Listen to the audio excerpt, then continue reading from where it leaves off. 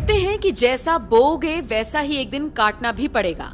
ये बात चीन पर एकदम सटीक बैठती है, क्योंकि जिस चीन पर कोरोना फैलाने के आरोप लगते आ रहे हैं और इन आरोपों को गलत साबित करने के लिए धोखेबाज चीन किस तरह के हथकंडे अपनाता रहा है, ये किसी से छिपा नहीं है।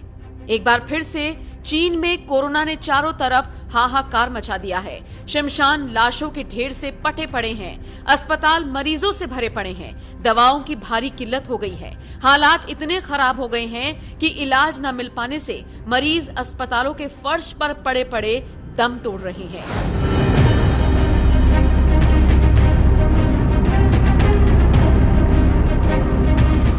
मौत के इतने बड़े तांडव के बावजूद चीनी सरकार सुधरने के लिए तैयार नहीं है। आज भी चीन वही कर रहा है जो उसने पहले किया था, यानी मौत के आंकड़ों को छिपाने का काम चीन इस बार भी नहीं छोड़ रहा। ऐसे में ये भी जानना जरूरी है कि चीन में फिर से कोरोना की अब तक की सबसे खतरनाक लहर क्यों आई है। कैसे कोरोना चीन के लिए बड़ा संकट बन गया। चीन ने ऐसी कौन सी बड़ी गलती कर दी कि जिससे कोरोना के डंक को रोक पाना उसके लिए मुश्किल हो गया है।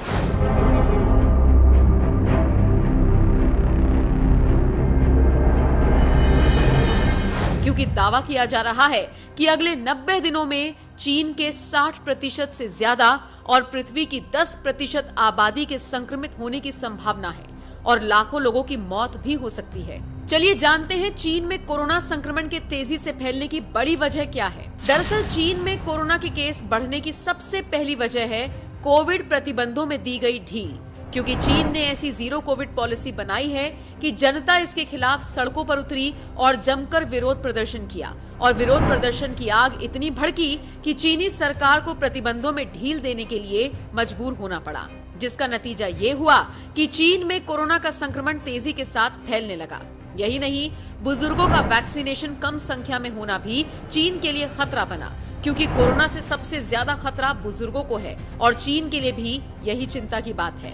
अब तक 60 साल से ऊपर की 87% आबादी पूरी तरह से वैक्सीनेट हो चुकी है, लेकिन 80 साल से ज्यादा उम्र के सिर्फ 66.4% बुजुर्गों को ही वैक्सीन लगी है।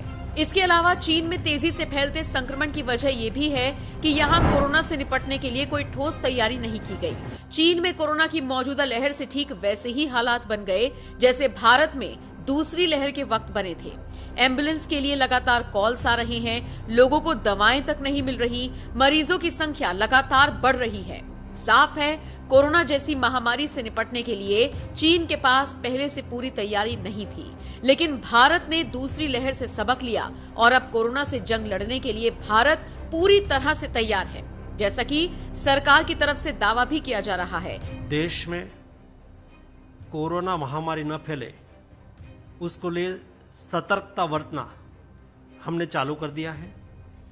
जिस तरह से चीन में कोरोना महामारी की भयानकता हम देख रहे हैं, उसको देखते हुए चीन, जापान, दक्षिण कोरिया, हांगकांग, बैंकॉक सभी से आने वाली फ्लाइट पर हम एविएशन मिनिस्ट्री के साथ बातचीत करके तुरंत ही एयर सुविधा पोर्टल का इम्प्लीमेंटेशन करके सभी पैसेंजर को RT-PCR कंपलसरी करेंगे, उसका ट्रेसिंग करना चालू कर देंगे और इंडिया में आने के बाद किसी को बुखार मालूम पड़े या तो टेस्ट पॉजिटिव पाया जाए तो तुरंत ही हम उसको क्वारंटाइन करने के लिए भी आदेश जारी करने जा रहे हैं, ताकि देश को कोविड महामारी के सामने हम बचा सकें।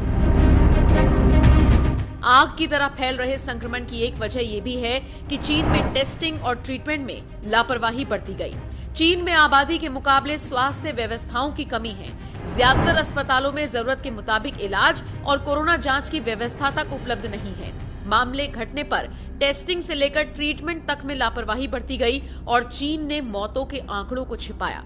ये कमियां भी चीन के लिए अब घातक साबित हो रही हैं। इसके अलावा चीनी सरकार अब तक कोई भी ऐसी नीति नहीं बना पाई जिससे कोविड से निपटा जा सके। जीरो कोविड पॉलिसी के खिलाफ लोगों का सड़कों पर उतरना ही इस बात का संकेत देता है। लॉकडाउन की नीति पर भी चीन ठीक तरीके से अमल नहीं कर सका, लेकिन एक काम चीन को अच्छे से आता है और वो ये कि सत्ता की नोक से अभिव्यक्ति की आजादी को वो दबा देता है और आंकड़ों को कैसे छिपाया जाता है ये भी उसको ठीक से आता है और ऐसा करना अब चालबाज चीन पर ही भारी पड़ रहा है।